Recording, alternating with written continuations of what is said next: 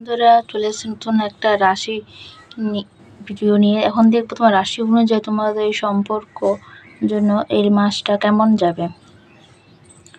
তো ফার্স্টে দেখে নিব আমরা মিথুন রাশি যারা জাতজাতিকা আছো তাদের এই মাসে লাভ লাইফটা কেমন যাবে।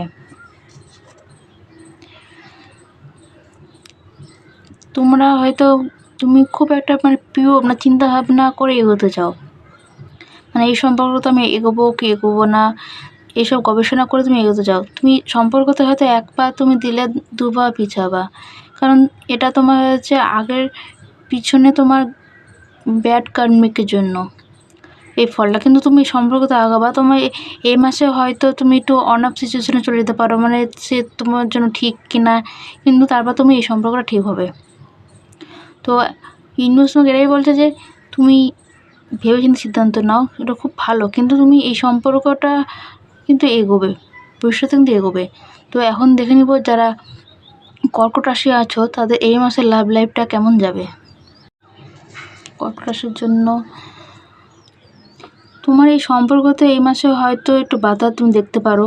কেউ হয়তো তোমার জায়গাটা নিয়ে নিতে চাচ্ছে, বা তোমার ভালোবাসা মানুষের দিকে হয়তো কেউ তো আসছে, কোনো থার্ড পার্টি বা, কিন্তু তুমি তোমার মধ্যে জিদটা থাকবে, না আমি এই মানুষটাকে ভালোবাসি, আমি সম্পর্কটা আগাবো, তোমার মধ্যে জিদটা থাকবে, চেষ্টা থাকবে, তুমি হারবে না সহজে। তুমি সম্পর্কটা থেকে চট করে তুমি নিজেকে উইথড্র করতে চাইবে না, কারণ তুমি তো তাকে সত্যিকার ভালোবাসো। তো এই মাসটা তোমার সম্পর্কতে একটু বাধা তুমি দেখতে পারো।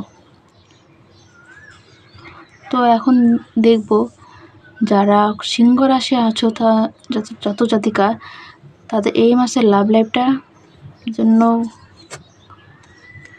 কি আসছে।